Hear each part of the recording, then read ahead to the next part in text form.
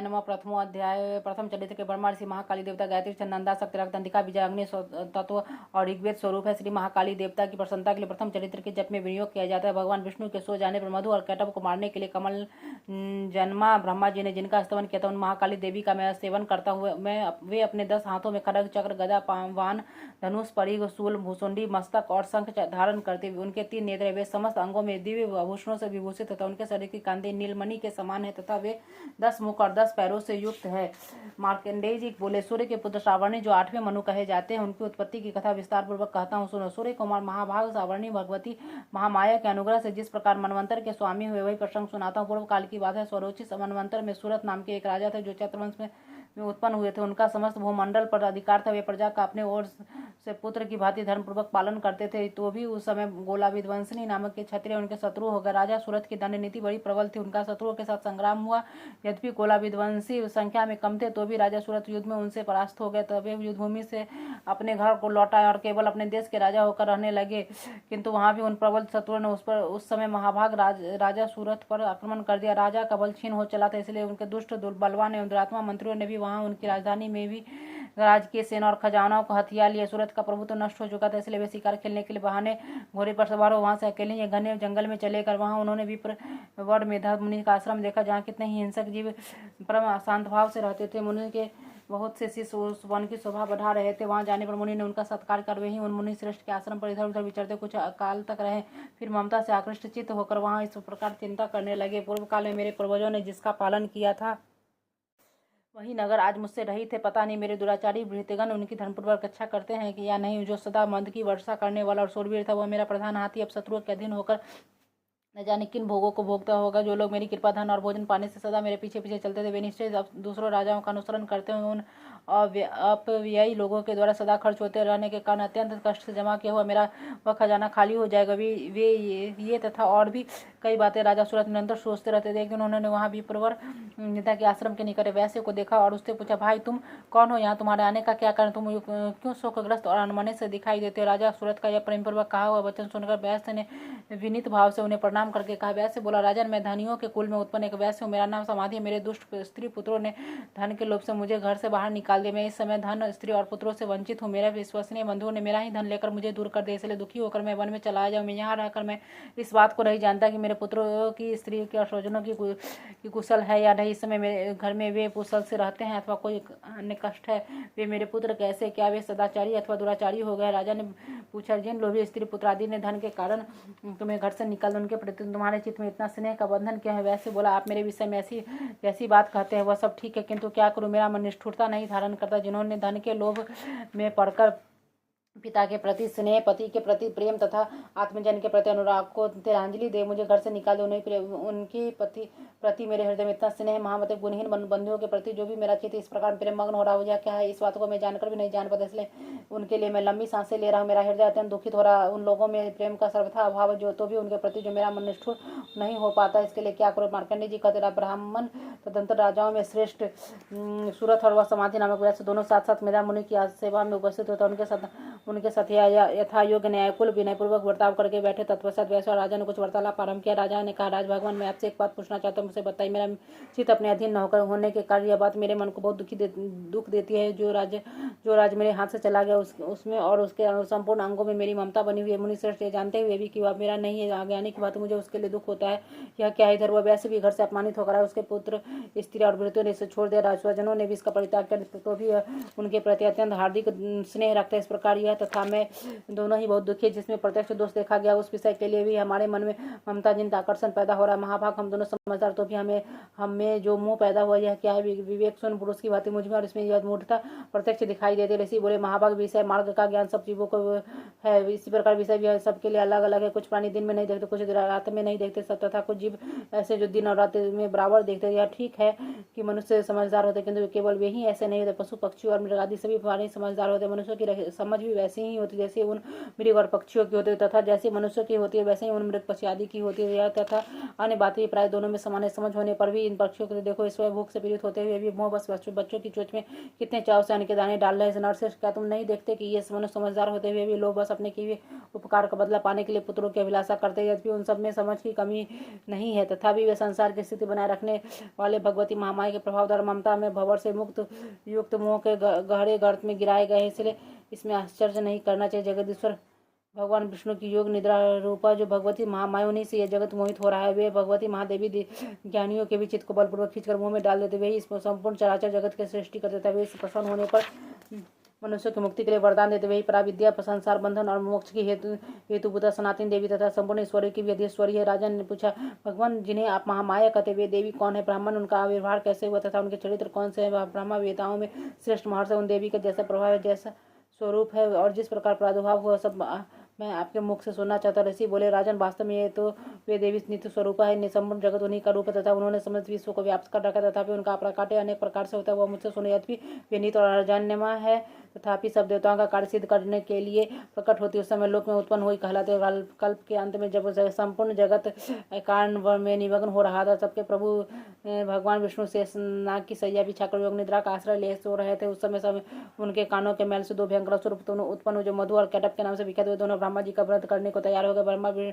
भगवान विष्णु के नाभि कमल में विराजमान प्रजापति ब्रह्मा जी ने जब उन दोनों भयानक असुरों को अपने पास आया और भगवान को सोया हुआ देखा, तब एकाग्रचित्त होकर उन्हें भगवान विष्णु को जगाने के लिए उनके नेत्रों में निवास करने वाली योग निद्रा का आस्तवन आरंभ किया, जो इस विश्व के देश्वरी और जगत को धारण करने वाली, संसार का पालन और संहार करने वाले तथा देश स्वरूप भगवान विष्णु की अनुपम शक्ति उन्हीं भगवती निद्रा देवी की भगवान ब्रह्मा स्तुति करने लगे।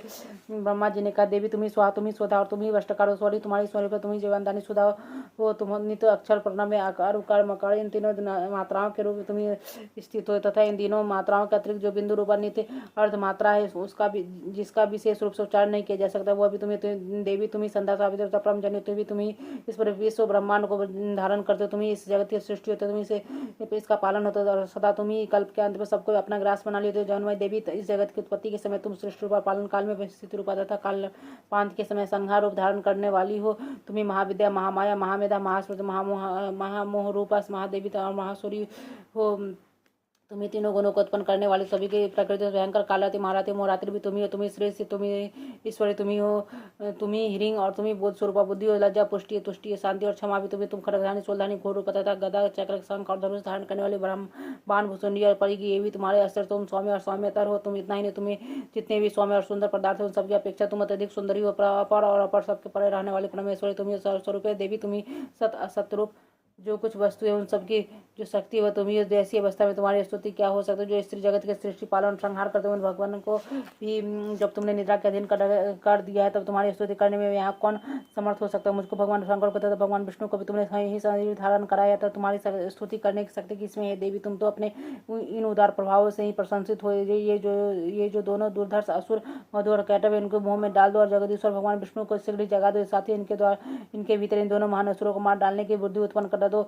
इसी कहते राजन, जब ब्रह्मा जी ने वहां मधु और कैटव को मारने को उद्देश्य भगवान विष्णु को जगाने के लिए तमोगुण के अधिष्ठात्री देवी योग निद्रा के इस प्रकार स्तुति की, तब यह भगवान के नेत्र में मुख, नासिका, बाहु, हृदय और वक्षस्थल में से निकलकर अव्यक्त जन्मा ब्रह्मा जी की दृष्टि के समक्ष खड़ी हो गई। योग निद्रा से मुक्त होने पर जगत के स्वामी भगवान जनार्दन उस एकांत के जल में शेषनाग की सैया से जाग उठे। फिर उन्होंने उन दोनों असुरों को देखा। वे दुरात्मा मधु और कैटव अत्यंत बलवान पराक्रमी थे और क्रोध से लाल आंखें किए ब्रह्मा जी को खा जाने के लिए उद्योग कर रहे थे। तब भगवान श्री हरि ने उठकर उन दोनों के साथ 5000 वर्षों तक केवल बाहु युद्ध किया। ये दोनों ही अत्यंत बल के कारण उन्मत्त हो रहे थे। इधर महामाया ने भी उन्हें मुंह में डाला था, इसलिए भगवान विष्णु से कहने लगा, हम तुम्हारी वीरता से संतुष्ट है, तुम हम लोगों से कोई वर मांगो। श्री भगवान बोले, यदि तुम दोनों मुझ पर प्रसन्न हो तो अब मेरे हाथों से मारे जाए, बस इतना ही ऐसा ही मैंने वर मांगा, यहाँ दूसरे किसी वर से क्या लेना है? ऋषि कहते इस प्रकार धोखे में आ जाने पर जब उन्होंने संपूर्ण जगत में जल ही जल देखा, तब कमल नयन भगवान से कहा, जहाँ पृथ्वी जल में डूबी न हो, जहाँ सूखा स्थान हो वहीं हमारा वध करो। इसी कहते तब तथास्तु कहकर शंख चक्र और गदा धारण करने वाले भगवान ने उन दोनों के मस्तक अपनी जांघ पर डालकर चक्र से काट डाले। इस प्रकार ये दोनों देवी महामाया ब्रह्मा जी की स्तुति करने पर स्वयं प्रकट हुई तथा अब पुनः तुमसे उनके प्रभाव का वर्णन करता हूँ, सुने। इस प्रकार से मार्कंडेय पुराण में सावर्णिक मनवंतर की कथा के अंदर देवी महात्म्य मधु कैटभ वध नाम पहला अध्याय पूरा हुआ।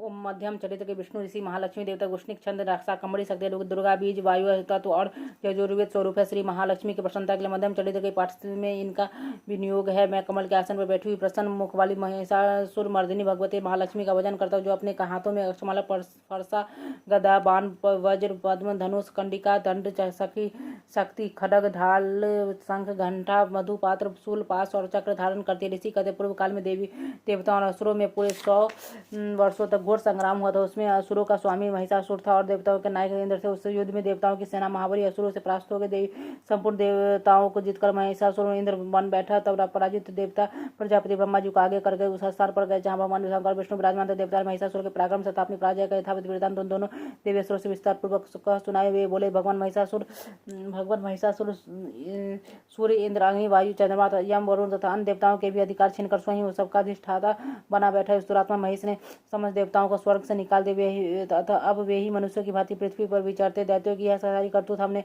आप लोगों से कह सुनाई। अब हम आपकी शरण में आए हैं, उसके वध का कोई उपाय सोचिए। इस प्रकार देवताओं के वचन सुनकर भगवान विष्णु और शिव ने दैत्यों पर बड़ा क्रोध किया। उनकी भौहें तनकर मुंह टेढ़ा हो गया। तब अत्यंत क्रोध में भरे हुए चक्रपाणी श्री विष्णु के मुख से एक महान तेज प्रकट हुआ। इसी प्रकार ब्रह्मा शंकर तथा इंद्र आदि अन्य देवताओं के शरीर से भी बड़ा तेज भारी तेज निकला। वह सब मिलकर एक हो गया और महान तेज का वह पुंज जाज्वल्यमान पर्वत सा जान पड़ा। देवताओं ने देखा वहां उसकी ज्वालाएं संपूर्ण दिशाओं में व्याप्त हो रही थी। संपूर्ण देवताओं के शरीर से प्रकट हुए तेज की कहीं तुलना नहीं थी। एकत्रित होने पर वह एक नारी के रूप में परिणत हो गया और अपने प्रकाश से तीनों लोगों में व्याप्त जान पड़ा। भगवान शंकर का जो तेज था उससे उस देवी का मुख प्रकट हो। यमराज के तेज से उसके सिर में बाल निकल आए। विष्णु भगवान के तेज से उसकी भुजाएं उत्पन्न हुई।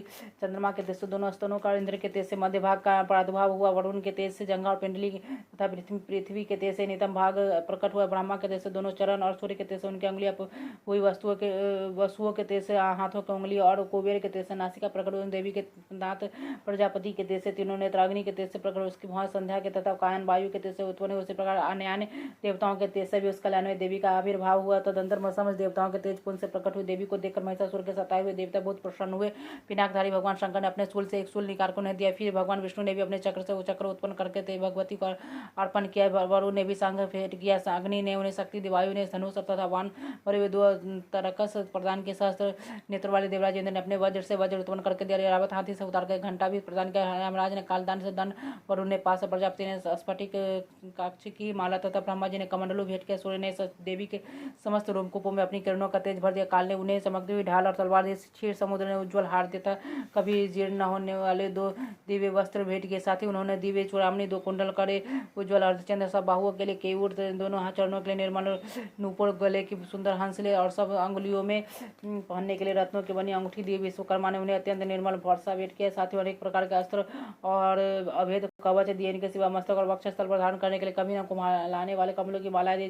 जल्दी ने उन्हें सुंदर कमल का फूल भेंट किया। हिमालय ने सवारी के लिए सिंह तथा भांति भांति के रत्न समर्पित किए। धनाध्यक्ष कुबेर ने मधु से भरा पान पात्र दिया। संपूर्ण नागों के राजा शेष ने जो इस पृथ्वी को धारण करते उन्हें बहुमूल्य मणियों से विभूषित नागहार भेंट किया। इस प्रकार सब अन्य देवताओं ने भी आभूषण और अस्त्र शस्त्र देकर देवी का सम्मान किया। तत्पश्चात उन्होंने बारंबार अट्ठास पूर्वक उच्च स्वर से गर्जना की। उनके भयंकर नाद से संपूर्ण आकाश गूंज उठा। देवी का वह अत्यंत उच्च स्वर से किया हुआ सिंहनाद कहीं समा न सका।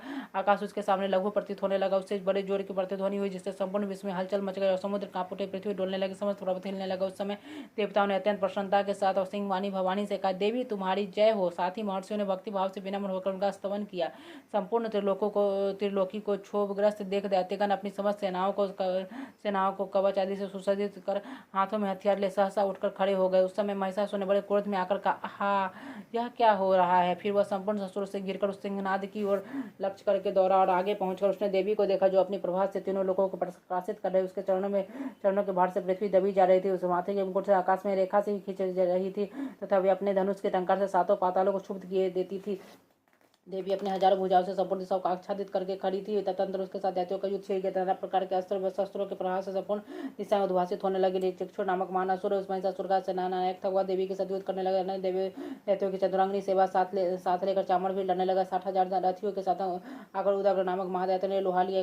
1 करोड़ रथियों को साथ लेकर महानु नामक दैत्य युद्ध करने लगे जिनके रोए तलवार के समान तीखे थे। वह असिलोमा नाम का महादैत्य 5 करोड़ रथी सैनिकों सहित युद्ध में डटा। 60 लाख रथियों से घिरा हुआ बास्कल नामक दैत्य भी उस युद्ध भूमि में लड़ने लगा। परिवारित नामक राक्षस हाथी सवार और घुड़सवारों के अनेक दल तथा 1 करोड़ रथियों की सेना लेकर युद्ध करने लगा। बिडाल नामक दैत्य 5 अरब रथियों से घिरकर लोहा लेने लगा। इसके अतिरिक्त और भी हजारों महादैत्य रथ, हाथी और घोड़ा की सेना साथ लेकर महादेवी के साथ युद्ध करने लगे। वह समय महिषासुर रणभूमि में कोटि कोटि सहस्त्र रथ, हाथी और घोड़ों की सेना से घिरा हुआ खड़ा था। वह दैत्य से देवी के साथ तोमर, बिंदीपाल, शक्ति, मूसल, खड़ग, परशु और पठित आदि अस्त्र शस्त्रों का प्रहार करते हुए युद्ध कर रहे थे। कुछ दैत्यों ने उन पर शक्ति के प्रहार के, कुछ लोगों ने बांस फेंके तथा कुछ दैत्यों ने खड़ग प्रहार करके देवी को मार डालने को देख देवी ने भी क्रोध में भरकर खेल खेल में अपने अस्त्र शस्त्र को वर्षा करके दैत्यों के समस्त अस्त्र शस्त्र काट डाले। उनके मुख पर परिश्रम तथा थकावट का अंश मात्र भी चिन्ह नहीं था। देवता और ऋषि उनकी स्तुति कर रहे थे। वे भगवती परमेश्वरी दैत्यों के शरीरों पर अस्त्र शस्त्रों की वर्षा करती रही। देवी का वाहन सिंह भी क्रोध में भरकर गर्दन के बालों को हिलाता हुआ असुरों की सेना में इस प्रकार विचरण मानवों में दावानल फैल रहा था। रणभूमि में दैत्यों के साथ युद्ध करती हुई अंबिका देवी ने जितने निश्वास छोड़े वे सभी तत्काल सैकड़ों हजारों गणों के रूप में प्रकट होकर परशु, बिंदीपाल, खड़ग तथा पठित आदि शस्त्रों द्वारा असुरों का सामना करने लगे। देवी की शक्ति से बढ़े हुए वे गण असुरों का नाश करते हुए अखनागारा और शंख आदि बाजा बजाने लगे। संग्राम महोत्सव में कितने ही गण मृदंग बजा रहे थे। धनधर देवी ने शूल से, गदा से, शक्ति की वर्षा से, खड़ग आदि से सैकड़ों महादैत्यों का संहार कर कितनों को खंडे के भयंकर नाद से मूर्छित करके मार गिराया।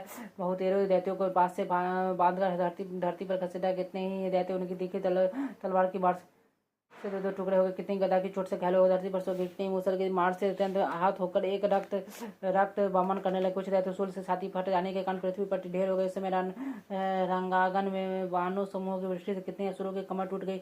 बाज की तरह झपटने वाले देव पीड़क दैत्यगण अपने प्राणों से हाथ धोने लगे। कितने की बाहें छिन छिन हो गए। कितने की गर्दन कटी गई। कितने दैत्यों के मस्तक कट कर गिरने लगे। कुछ लोगों का शरीर मध्यभाग में विदीर्ण हो गया। कितने ही महादैत्य जांघें कट जाने से पृथ्वी गिर पड़े।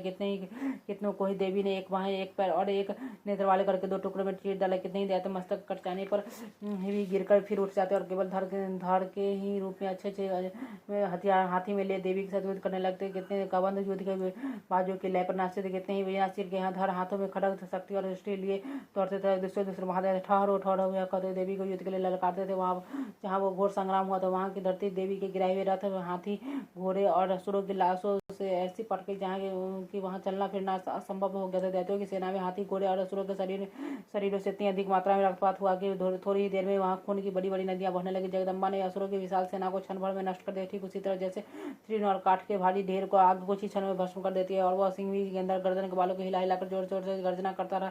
दैत्यों के शरीर से मानो उसके प्राण चूने लेता था। वह देवी के गणों ने भी महादैत्यों के साथ ऐसा युद्ध किया जैसे आकाश में खड़े हुए देवतागण उन पर बहुत संतुष्ट हुए और फूल बरसाने लगे। इस प्रकार से मार्कंडेय पुराण में सावर्णी मनवंतर की कथा के अंतर्गत देवी माता महिषासुर की सेना का वध नामक दूसरा अध्याय। सेनापति सहित महिषासुर का वध। जगदम्बा के श्री अंगों की कांति उदय काल के सहस्त्रों सूर्यों के समान वे लाल रंग की रेशमी साड़ी पहने, उनके गले में मुंडमाला शोभा पा रही। दोनों स्तनों पर रक्त चंदन का लेप लगे हुए, अपने कर कमलों में जप, मालिका, विद्या और अभय तथा वर नामक मुद्राएं धारण किए हुए हैं। तीनों नेत्रों से सुशोभित मुखारविंद की बड़ी शोभा हो रही। उनके मस्तक पर चंद्रमा के साथ ही रत्नमय मुकुट बंधा होता था। वे कमल के आसन पर विराजमान है। ऐसी देवी को मैं भक्ति प्रणाम करता हूँ। इसी कहते देवी और दैत्यों की सेना को इस प्रकार तहस होते हुए देख महादैत्य सेनापति चिक्षुर क्रोध में भरकर अंबिका देवी से युद्ध करने के लिए आगे बढ़ा। हुआ रणभूमि में देवी के ऊपर इस प्रकार वर्तमानों की वर्षा करना जैसे बादल मेरुगिरी के शिखर पर पानी की धार बरसा रहा हो। तब देवी ने अपने बाणों से उसके बाण समूह अनायास ही काटकर उसके घोड़ों और सारथी को भी मार डाला। साथ ही उसके धनुष और अत्यंत ऊंची ध्वजा को भी तत्काल काट गया। धनुष कर जाने पर उसके अंगों को अपने बाणों से भीन डाला। धनुष, रथ, घोड़े और सारथी के नष्ट हो जाने पर वह असुर ढाल और तलवार लेकर देवी के द्वारा उसने तीखी धार वाली तलवार से सिंह के मस्तक पर चोट करके देवी की भी बाई भुजा में बड़े वेग से प्रहार किया। राजन देवी की वहां पर पहुंचते हुए तलवार टूट गई। फिर तो क्रोध से लाल आंखें करके वह उन राक्षस ने शूल हाथों में लिया और उस महादैत्य ने भगवती भद्रकाली के ऊपर चलाया। वह शूल आकाश में गिरते हुए सूर्य मंडल की भांति अपने तेज से प्रज्वलित हो उठा। उस शूल को अपनी ओर आते देख देवी ने भी शूल का प्रहार किया। उसे राक्षस के शूल के सैकड़ों टुकड़े हो गए। तो साथ ही महादैत्य चिक्षुर की भी धज्जियां उड़ गई। वह प्राणों से भी हाथ धो बैठा। महिषासुर के सेनापति महापराक्रमी चिक्षुर के मारे जाने पर देवताओं को पीड़ा देने वाले चामड़ा हाथी पर चढ़कर आया। उसने भी देवी को शक्ति के प्रहार किया, किंतु जगदम्बा ने उसे अपने अहंकार से हाथ एवं निष्प्रभ कर गए। तत्काल पृथ्वी पर जय शक्ति टूटकर गिरी हुई देख चावड़ को बड़ा क्रोध था। अब उसने सूल चला, किंतु देवी ने उसे भी अपने बाणों द्वारा काटा। इतने में देवी का सिंह उछलकर हाथी के मस्तक पर चढ़ बैठा और उस हाथी के साथ खूब जोर लगाकर वायु युद्ध करने लगा। वे दोनों लड़ते लड़ते हाथी से पृथ्वी पर आ गए और अत्यंत क्रोध में भड़क एक दूसरे को बड़े भयंकर प्रहार करते हुए लड़ने लगे। तदनंतर सिंह बड़े वेग से आकाश को उछला और उधर से गिरते समय उसे अपने पंजों की मार से चामड़ का सिर धड़ से अलग कर दिया। इसी प्रकार उदग्र भी, शिला और वृक्ष आदि की मार का करण भूमि में देवी के हाथों से मारा गया और कराल भी दांतों, मुखों और थप्पड़ों की चोट से धराशायी हुई। इस क्रोध में भरी हुई देवी ने गदा की चोट से उद्भुत कचूमर निकाल दिए। भिंदीपाल से बाष्कल को तथा बाणों में तीव्र बाणों से ताम्र और अंधक को मौत के घाटे उतार दिए। तीनों नेत्रों वाली परमेश्वरी ने त्रिशूल से उग्र से उग्र भी तथा महाअनु नामक दैत्यों को मार डाला। तलवार की चोट से बिडाल के मस्तक को धड़ से काट गिराई। दुर्धर और दुर्मुख इन दोनों को भी अपने बाणों से यमलोक को भेज दिया। इस प्रकार अपनी सेना का संहार होता देख महिषासुर ने भैंसों का रूप धारण करके देवी के गणों को त्रास देना आरंभ किया। किन्हीं को थुथनों से मारकर, किन्हीं के ऊपर खोड़ों का प्रहार कर, किन्हीं को पूंछ से चोट पहुंचाकर, कुछ सिंहों से विदीर्ण करके, कुछ गणों को वेग से, किन्हीं को सिंहनाद से, कुछ को चक्कर देकर और कितनों को निश्वास वायु के झोंके से धराशायी कर दिया। इस प्रकार गणों की सेना को गिराकर वो असुर महादेवी के सिंह को मारने के लिए झपटा। इसे जगदम्बा को बड़ा क्रोध। उधर पराक्रमी महिषासुर भी क्रोध में भरकर धरती को खोरों से खोदने लगा, अपने सिंहों से ऊंचे ऊंचे पर्वतों को उठाकर फेंकने और गरजने लगा। उसके वेग से चक्कर देने के कारण पृथ्वी क्षुब्ध होकर फटने लगी। उसके बूंद से टकराकर समुद्र सब ओर से धरती को डुबोने लगा। हिलते हुए सिंहों के आघात से विदीर्ण होकर बादलों के टुकड़े टुकड़े हो गए। उसके श्वास के प्रचंड वायु के वेग से उड़े हुए सैकड़ों पर्वत आकाश से गिरने लगे। इस प्रकार क्रोध में भरे हुए उस महादैत्य को अपनी आते देख चंडिका ने उसका वध करने के लिए महान क्रोध किया। उन्होंने पास फेंक उस महानासुरों को बांधे। उस महासंग्राम में बंद जाने पर उसने भैंसे का रूप धारण किया और तत्काल सिंह के रूप में वह प्रकट होगा। वह उस अवस्था में जगदम्बा जो ही उसका मस्तक काटने के लिए उद्भूत हुए तो ही वह खरधारी पुरुष के रूप में दिखाई देने लगा। तब देवी ने तुरंत ही बाणों की वर्षा करके उसके ढाल और तलवार के साथ उस पुरुष को भी बींध डाला। इतने ही वह महान गजराज के रूप में परिणत हो गया तथा अपने सूर से देवी के विशाल सिंह को खींचने और गरजने लगा। खींचते समय देवी ने तलवार से उसके सूर काट डाली। तब उस महादैत्य ने पुनः भैंसे का रूप धारण किया और पहले की बात चराचर प्राणियों सहित तीनों लोगों को व्याकुल करने लगा। क्रोध में भरी हुई जगन्माता चंडिका बारंबार उत्तम मधु का पान करके लाल आंखें करके हंसने लगी। उधर वह बल और पराक्रम के मध्य से उन्मत्त हो राक्षस गर्जने लगा, अपने सिंहों से चंडी के ऊपर पर्वतों को फेंकने। उस समय देवी अपने बाणों के समूह से उसके फेंके पर्वतों को चूर्ण करते हुए बोलते समय उनका मुख मधु के मध्य से लाल हो रहा था और वाणी लड़खड़ा रही। देवी ने कहा, ओ मूड, मैं जब तक मधु पीती हूँ तब तक तू क्षण भर के लिए खूब गर्ज ले। मेरे हाथों से यहीं तेरी मृत्यु हो जाने पर अब शीघ्र ही देवता भी गर्जना करेंगे। ऐसी कहकर देवी उछली और उस महादैत्य के ऊपर चढ़ कर फिर अपने पैर से उसे दबाकर उन्होंने शूल से उसके कंठ में आघात किया। उसके पैर से दबा होने पर महिषासुर अपने मुख से दूसरे रूप में बाहर होने लगा। तभी आधे शरीर से वह बाहर निकलने पाया था कि देवी ने अपने प्रभाव से उसे रोक दिया और आधा निकला होने पर वह महादैत्य देवी से युद्ध करने लगा। तब देवी ने बहुत बड़ी तलवार से उसका मस्तक काट गया। फिर तो हाहाकार करते हुए दैत्यों की भारी सेना भाग गई तथा संपूर्ण देवता अत्यंत प्रसन्न हो गए। देवताओं ने दिव्य महर्षि के साथ दुर्गा देवी का स्तवन किया। वो गंधर्व राज गाने लगे तथा अप्सराएं नृत्य करने लगी। इस प्रकार से मार्कंडेय पुराण में सावर्णी मनवंतर की कथा के अंतर्गत देवी महात्म्य में महिषासुर वध नामक 13वां अध्याय। इच्छा करने वाले पुरुष जिनकी सेवा करते तथा देवता जिन्हें सब ओर से घिरे रहते तथा उन जया नाम वाली दुर्गा देवी का ध्यान कर उनके श्री अंगों की आभा काली मेघ के समान श्याम में वे अपने कटाक्षों में शत्रु समूह को भय प्रदान करते हुए उनके समस्तक पर आबद्ध चंद्रमा की रेखा शोभा पाती हुए अपने हाथों में शंख, चक्र, कृपाल और त्रिशूल धारण करते हुए उनके 3 नेत्र हैं।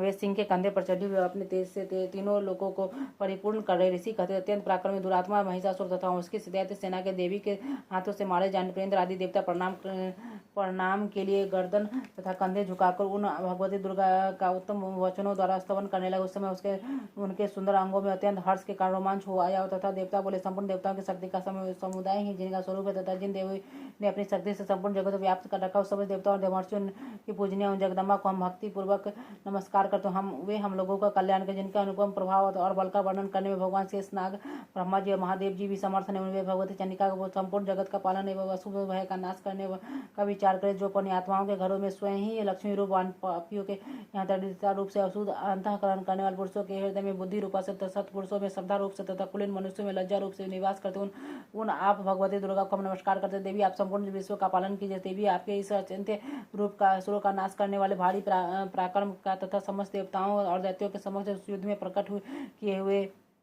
आपके अद्भुत चरित्रों का हम किस प्रकार वर्णन करें। आप संपूर्ण जगत की उत्पत्ति में कारण है। आप में सत्वगुण, रजोगुण और तमोगुण ये तीनों गुण मौजूद हुए तो भी दोषों के साथ आपका संसर्ग नहीं जान पड़ता। भगवान विष्णु और महादेव जी आदि देवता भी आपका पार नहीं पाते। आप ही सबका आश्रय है। समस्त जगत आपका अंशभूत है। आपको कि आप सबकी आदिभूत अव्यकृता प्रकृति है। देवी संपूर्ण यज्ञों में जिसके उच्चारण से सब देवता तृप्ति लाभ करते हैं वह स्वाहा आप ही है। इसके अतिरिक्त आप पितरों की भी तृप्ति का कारण आते हैं। सब लोग आपको स्वधा भी कहते हैं। देवी जो मोक्ष की प्राप्ति का साधन अचिंत्य महाव्रत स्वरूप है। समस्त दोषों से रहित जितेंद्रिय तत्व को ही सार वस्तु मानने वाले तथा मोक्ष की अभिलाषा रखने वाले मुनिजन जिसका अभ्यास करते हैं वे भगवती पराविद्या आप ही हैं। आप शब्द स्वरूपा है अत्यंत निर्मल।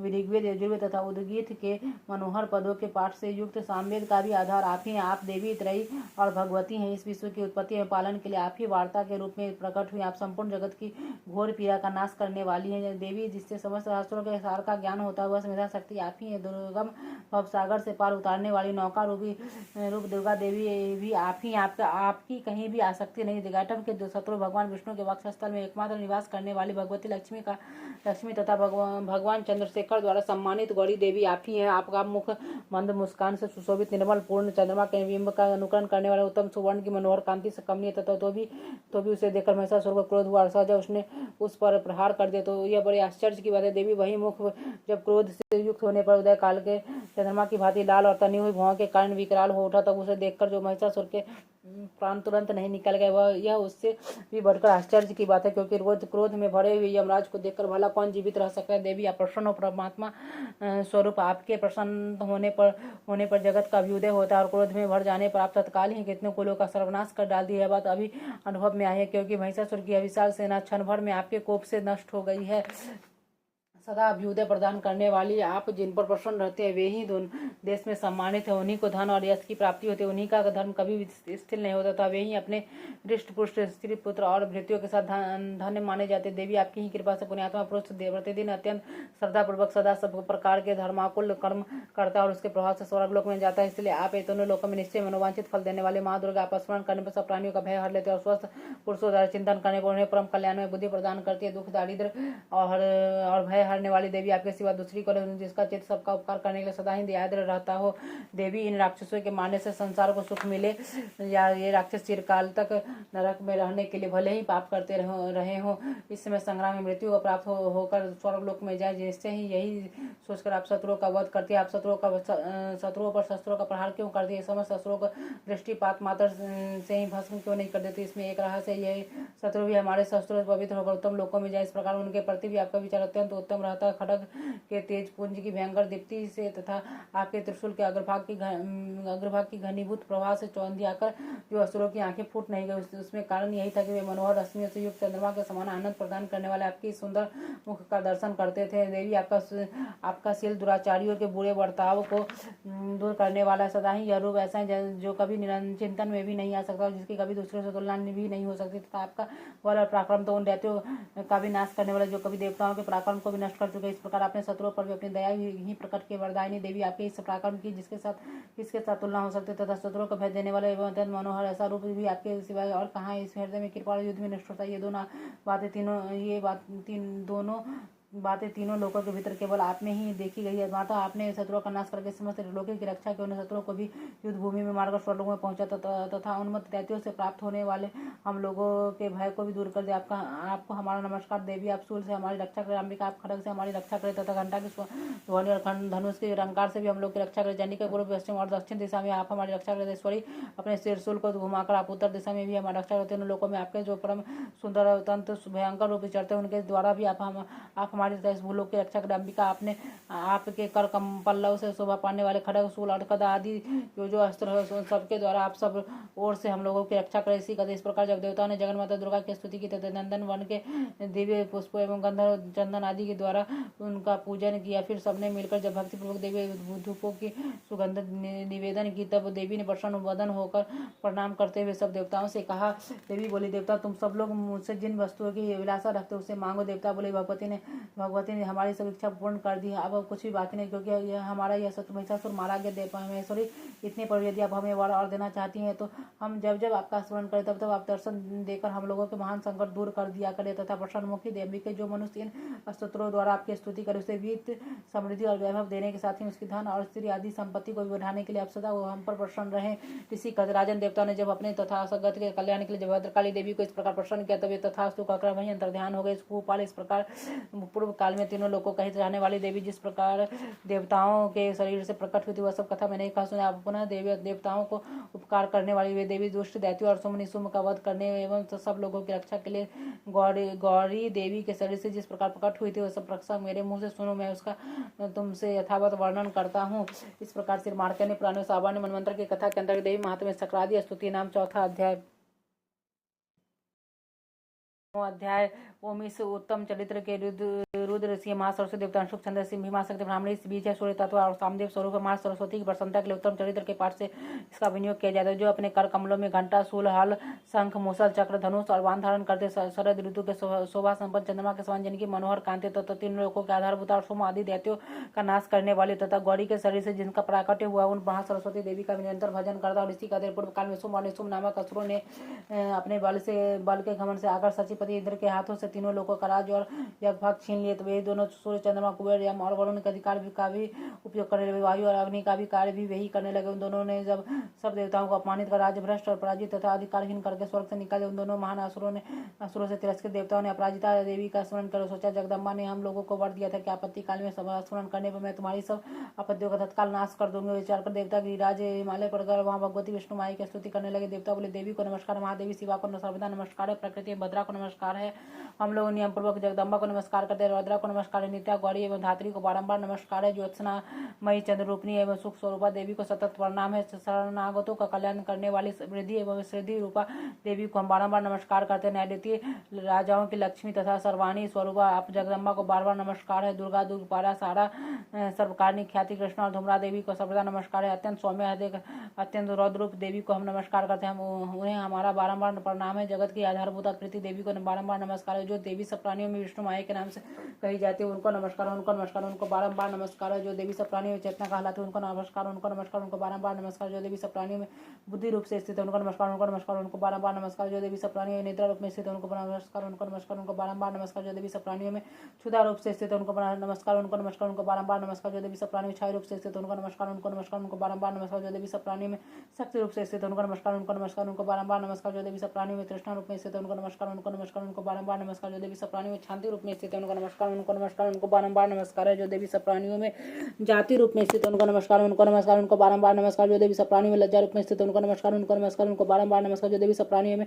शांति रूप से स्थित है उनको नमस्कार, उनको बारंबार नमस्कार, जो देवी सब प्राणियों में श्रद्धा रूप से स्थित है उनको नमस्कार, उनको बारंबार नमस्कार, जो देवी सब प्राणियों में कांति रूप में स्थित है उनको नमस्कार, उनको बारंबार नमस्कार, जो देवी सब प्राणियों में लक्ष्मी रूप में स्थित है उनको नमस्कार, उनको बारंबार नमस्कार, देवी सब प्राणियों में वृत्ति रूप में स्थित है उनको नमस्कार, उनको बारंबार नमस्कार, जो देवी सब प्राणियों में स्मृति रूप में स्थित है उनको नमस्कार, उनको बारंबार नमस्कार, जो देवी सब प्राणियों में दया रूप में स्थित है उनको नमस्कार, उनको बारंबार नमस्कार, देवी सब प्राणियों में तुष्टि रूप में स्थित है उनको नमस्कार, उनको बारंबार नमस्कार, जो देवी सब प्राणियों में मातृ रूप में स्थित है उनको नमस्कार, उनको बारंबार नमस्कार, जो देवी सब प्राणियों में भ्रांति रूप में स्थित है उनको नमस्कार, उनको बारंबार नमस्कार, जो जीवों के वर्ग के अधिष्ठान देवी एवं सब प्राणियों में सदा व्याप्त रहने वाले उन व्याप्ति देवी को बारंबार नमस्कार, जो देवी चैतन्य रूप में से संपूर्ण जगत को व्याप्त करके स्थित है उनको नमस्कार, उनको बारंबार नमस्कार। पूर्व काल में अपने अभिष्ट की प्राप्ति होने से देवताओं ने जिनकी स्तुति की थी, देवराज इंद्र ने बहुत दिनों तक जिनका सेवन किया, कल्याण के साधन भूता ईश्वरी हमारे कल्याण और मंगल करे तथा सारी आपत्तियों का नाश कर डाले, अवदंड दैत्यों सताए हुए हम सभी देवता जिन परमेश्वरी के समय नमस्कार करते हुए तथा जो भक्ति से विनम्र पुरुषों दर्शन की जाने पर तत्काल ही संपूर्ण आपत्तियों का नाश कर देते हुए जगदम्बा हमारा कष्ट दूर करे।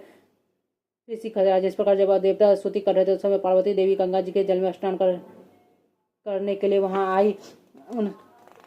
उन सुंदरी भाव वाली भगवती ने देवताओं से पूछा, आप लोग यहाँ किसकी स्तुति कर रहे हो? तो उन्हीं के शरीर को से प्रकटित शिवा देवी बोली, शुम्भ दैत्य से तिरस्कृत युद्ध में निशुम्भ से पराजित हो यहाँ एकत्रित हुए समस्त देवता या मेरी ही स्तुति करे। पार्वती जी के शरीर को से अंबिका का प्रादुर्भाव, इसलिए वे सब जब समस्त लोगों में कौशिकी कही जाती है। कौशिकी प्रकट होने पर पार्वती देवी जी का शरीर काले रंग का होगा तो वह हिमालय पर रहने वाली कालिका देवी के नाम से विख्यात हुई। तदंतर शुम्भ निशुम्भ के वृद्ध चंद्रमुंड वहां आए और उन्होंने अपना मनोहर रूप धारण करने वाली अंबिका देवी को देखा। फिर फिर वे शुंभ के पास आकर बोले, महाराज एक अत्यंत मनोहर स्त्री है जो अपनी दिव्य कांति से हिमालय को प्रकाशित करे, वैसा उत्तम रूप कहीं किसी ने नहीं देखा। असुरेश्वर पता लगे देवी कौन और उसे ले लीजिए। स्त्रियों में तो वह रत्न है, उसका प्रत्येक अंग बहुत ही सुंदर तथा वे अपने अंगों की प्रभा से संपूर्ण दिशाओं को प्रकाश फैला रहे हैं। दैत्यराज अभी वह हिमालय पर ही मौजूद है, आप उसे देख सकते हैं प्रभु। तीनों लोकों में मणि, हाथी और घोड़े आदि जितने भी रत्न वे सब इस समय आपके घर में शोभा पाते हैं। हाथियों में रत्नभूत ऐरावत सब, यह पारिजात का वृक्ष और उच्चैश्रवा घोड़ा यह सब आपने इंद्र से ले लिया है। हंसों से जुटा हुआ यह विमान भी आपके आंगन में शोभा पाता है। यह रत्नभूत अद्भुत विमान जो पहले ब्रह्मा जी के पास था अब आपके यहाँ लाया गया है। यह महापद्म नामक निधि आपको बेर से छीन लाए हैं। समुद्र ने भी आपको किंजलकिनी नामक की माला भेंट की है जो केसरों से सुशोभित है और जिसके कमल को कभी कुंभलाते नहीं। सुवर्ण की वर्षा करने वाला वरुण का छत्र भी आपके घर में शोभा पाता है तथा यह श्रेष्ठ रथ जो पहले प्रजापति के अधिकार में था वह सब आपके पास मौजूद है। दैत्येश्वर मृत्यु की उत्कांतिदा नाम वाली शक्ति भी आपने छीन ली है तथा वरुण का पास और समुद्र में होने वाले सब प्रकार के रत्न आपके भाई निशुंभ के अधिकार में। अग्नि ने भी स्वतः युद्ध किए हुए 2 वस्त्र आपकी सेवा में अर्पित किए तथा दैत्यराज इस प्रकार सभी रत्न आपने एकत्रित कर फिर जो यह स्त्रियों में रत्न रूप कल्याणमय देवी है इसे आप क्यों नहीं अपने अधिकार में कर लेते। ऋषि कहते चंडमुंड का यह वचन सुनकर शुंभ ने महादेव सुग्रीव को दूत बनाकर देवी के पास भेजा और कहा, तुम मेरी आज्ञा से उसके सामने ये बातें कहना और ऐसा उपाय करना कि जिससे वो प्रसन्न होकर वह शीघ्र ही यहाँ आ जाए। वह दूत पर्वत के अत्यंत रमणीय प्रदेश में जहाँ देवी मौजूद थी वहां गया और मधुर वाणी में कोमल वचन बोला। दूत बोला, देवी दैत्यराज शुंभ इस समय तीनों लोकों के परमेश्वर है, मैं उन्हीं का भेजा हुआ दूत हूँ और यहाँ तुम्हारे ही पास आया हूँ। उनकी आज्ञा सदा सब देवता एक स्वर में मानते हो, कोई उसका उल्लंघन नहीं करता। वे संपूर्ण देवताओं को परास्त कर चुके। उन्होंने तुम्हारे लिए जो संदेश दिया है उसे सुनो। संपूर्ण त्रिलोकी मेरे अधिकार में है, देवता भी मेरी आज्ञा के अधीन चलते। संपूर्ण यज्ञों के भागों को मैं ही पृथक पृथक भोगता हूँ। तीनों लोकों में जितने श्रेष्ठ रत्न है वे सब मेरे अधिकार में है। देवराज इंद्र का वाहन ऐरावत जो हाथियों के रत्न के समान है मैंने छीन लिया है। क्षीर सागर का मंथन करने से जो रत्न उच्चैश्रवान प्रकट हुआ था उसे देवताओं ने मेरे पैरों पर पड़कर समर्पित किया है। सुंदरी, उनके सिवा और भी जितने रत्नभूत पदार्थ देवताओं गंधर्वों और नागों के पास थे वे सब मेरे ही पास आ गए हैं। देवी, हम लोग तुम्हें संसार के रत्नों में रत्न मानते हैं तो तुम हमारे पास आ जाओ, क्योंकि रत्नों का उपभोग करने वाले हम ही हैं। चंचल कटाक्षों वाली सुंदरी, तुम मेरी या मेरे भाई महापराक्रमी निशुंभ की सेवा में आ जाओ, क्योंकि तुम रत्न स्वरूपा हो। मेरा वरण करने से तुम्हें तुलना रहित महान ऐश्वर्य की प्राप्ति होगी। अपनी बुद्धि से यह विचार कर तुम मेरी पत्नी बन जाओ। ऋषि कहते हैं तू के योग कहने पर कल्याण में भगवती दुर्गा देवी जो इस जगत को धारण करते हुए मन ही मन गंभीर भाव से मुस्कुराई और इस प्रकार बोली। देवी ने कहा, दूत तुमने सत्य कहा, इसमें तनिक भी मिथ्या नहीं। शुंभ तीनों लोकों का स्वामी और निशुंभ भी उसी के समान पराक्रमी है, किंतु इस विषय में मैंने जो प्रतिज्ञा कर ली उसे मिथ्या कैसे करो। मैंने अपनी अल्पबुद्धि के कारण पहले से जो प्रतिज्ञा कर रखी उसे सुनो। जो मुझे संग्राम में जीत लेगा, जो मेरे अभिमान को चूर्ण कर देगा, जो संसार में जो मेरे समान बलवान होगा वही मेरा स्वामी होगा। इसलिए शुंभ अथवा महादैत्य निशुंभ स्वयं ही यहाँ पधारे और मुझे जीतकर शीघ्र ही मेरा पानी ग्रहण कर ले। इसमें विलंब की क्या आवश्यकता है। दूत बोला, देवी तुम घमंड में भरी हो, मेरे सामने ऐसी बातें न करो। तीनों लोकों में कौन ऐसा पुरुष जो शुंभ निशुंभ के सामने खड़ा हो सके। देवी, अन्य दैत्यों के सामने भी मेरे सारे देवता युद्ध में नहीं ठहर सके, फिर तुम अकेली स्त्री होकर कैसे ठहर सकती हो। जिन शुंभ आदि दैत्यों के सामने इंद्र आदि सब देवता भी युद्ध में खड़े नहीं हुए, उसके सामने तुम स्त्री होकर कैसे जाओगे। इसलिए तुम मेरे ही कहने पर शुंभ निशुंभ के पास चली चलो। ऐसा करने पर तुम्हारे गौरव की रक्षा होगी, अन्यथा जब वे केस पकड़कर घसीटेंगे तब तुम्हें अपनी प्रतिष्ठा खोकर जाना पड़ेगा। देवी ने कहा, तुम्हारा कहना ठीक है। शुंभ बलवान है और निशुंभ भी बड़े पराक्रमी, किंतु क्या करूं, मैंने पहले बिना सोचे समझे प्रतिज्ञा कर लिया था। अब तुम जाओ, मैंने तुमसे जो कुछ भी कहा वह सब दैत्यराज से आदर पूर्वक कहना, फिर वे जो उचित जान पड़े करे। इस प्रकार से मार्कंडेय पुराण में सावर्णी मनवंतर की कथा के अंतर्गत देवी महात्म्य देवी दूत संवाद नाम 5वां अध्याय पूरा हुआ। अध्याय में सर्वेश्वर भैरव के अंक में निवास करने वाले परमोत्कृष्ट पद्मावती देवी का चिंतन करता हुए नागराज के आसन पर बैठी हुए नागों के फनों में सुशोभित होने वाले मणियों की विशाल माला से उनकी देहलता उद्भासित हो रही। सूर्य के समान उनका तेज है। तीनों नेत्र में उनकी शोभा बढ़ा रहे हुए, हाथों में माला, कुंभ, कपाल और कमल लिए हुए तथा उनके मस्तक में अर्धचंद्र का मुकुट सुशोभित। ऋषि कहते, देवी का यह कथन सुनकर दूत को बड़ा अमर्ष हुआ। उसने दैत्यराज के पास जाकर सब समाचार विस्तार पूर्वक सुना। उस दूत के उस वचन को सुनकर दैत्यराज कुपित हो उठा और दैत्य सेनापति धूम्रलोचन से बोला, धूम्रलोचन तुम शीघ्र अपनी सेना साथ लेकर जा दुष्टा के केस पकड़कर घसीट उसे बलपूर्वक यहाँ लिया। उसकी रक्षा करने के लिए यदि कोई दूसरा खड़ा हो तो वह देवता अक्षय गंधर्व ही है, क्यों न उसे अवश्य मार डालना। ऋषि का देशों में इस प्रकार आगे देने पर धूमलोचन रहते हैं 60,000 असुरों की सेना को साथ लेकर वहां से तुरंत चल दिया। वहां पहुंचकर उसने हिमालय पर रहने वाली देवी को देखा। ललकार कर कहा, तू सुमनि के पास चली थी, इस समय प्रसन्नतापूर्वक मेरे स्वामी के समीप नहीं चलेगी तो मैं बलपूर्वक झोटा पकड़कर घसीटते हुए तुम्हें ले चलूंगा। देवी बोले, तो तुम्हें दैत्यों के राजा ने भेजा, तुम स्वयं बलवान हो और तुम्हारे साथ विशाल सेना भी। ऐसी दशा में यदि मुझे बलपूर्वक ले चलोगे तो मैं तुम्हारा क्या कर सकती हूँ। ऋषि कहते, देवी के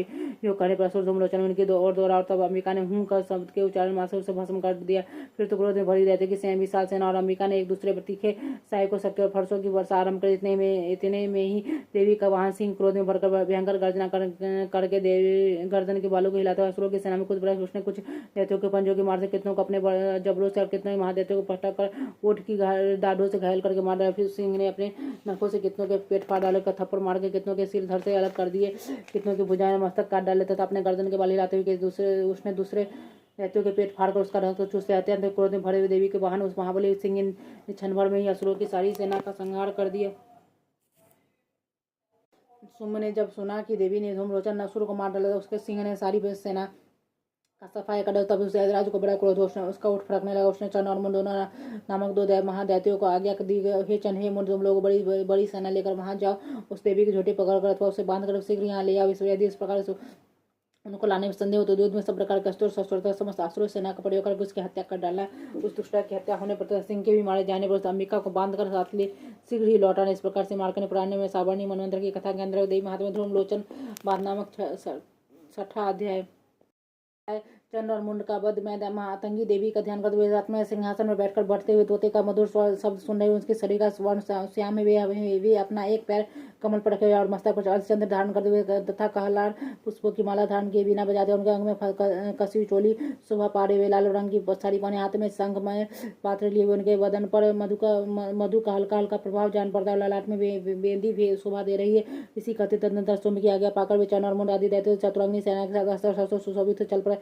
फिर गिरिराज हिमालय के सुवर्ण में ऊंचे शिखर पर पहुंचे। उन्होंने सिंह पर बैठी देवी को देखा, मंद मंद मुस्कुरा रही थी। तो उन्हें देखकर दैत्य लोग तत्परता से पकड़ने का उद्योग करने लगे। किसी ने धनुष तान लिया, किसी ने तलवार रंगा संभाली, कुछ लोग देवी के पास आकर खड़े हो गए। तो तब अंबिका ने शत्रुओं के प्रति बड़ा क्रोध के कारण उनका मुख काला पड़ गया, ललाट में भौहें टेढ़ी हो गए। वहां से तुरंत विकराल मुखी काली प्रकट हुए, जो तलवार पास लिए हुए थे।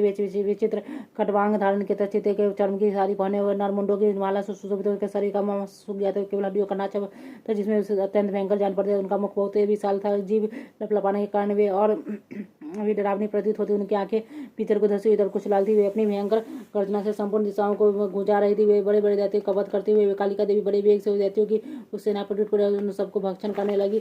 वे पार्श्व रक्षकों अंकुशधारी महावतु योद्धा और घंटा सहित कितने ही हाथियों को एक ही हाथ में पकड़कर मुंह में डाल लेते। इसी प्रकार घोड़े रथ और सारथी के साथ रथी सैनिकों को मुंह में डालकर वे बड़े भयानक रूप से चबा डाल देते। किसी के बाल पकड़ ले, किसी का गला दबा देती, किसी को पैरों से कुछ डाल देती, किसी को छाती के धक्के से गिराकर मार डालती। वे असुरों के छोड़े हुए बड़े बड़े अस्त्र शस्त्र मुंह से पकड़ लेती थी और रस में भरकर उनको दांतों से पीस डालती थी। काली ने बलवान और दुरात्म दैत्यों की वह सारी सेना रौन डाली, खा डाली और कितनों को मार गिराया।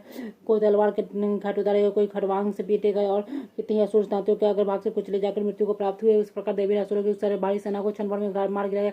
यह देख चंड अत्यंत भयानक काली देवी की ओर दौड़ा तथा महादैत्य मुंड ने भी अत्यंत भयंकर बाणों की वर्षा से तथा हजारों वर्ष चलाए गए चक्रों से उन भयानक नेत्रों वाली देवी को आच्छादित करते हुए अनेकों चक्र देवी के मुख में समाते ऐसे जान पड़े मानो सूर्य के बहुत तेरे मंडल बादलों के उदय में प्रवेश कर रहे। तब भयंकर गर्जना करने वाली काली ने अत्यंत रोष में भरकर विकट अट्टहास किया। उस समय उनके विकराल बदन के भीतर कठिनता से देखे जाने सकने वाले दांतों की प्रभा भी अत्यंत उज्जवल दिखाई देती थी। देवी ने बहुत बड़ी तलवार हाथ में ले हंग का उच्चारण करके चंड पर धावा किया और उसके केस पकड़कर उसी तलवार से उसका मस्तक काट डाला।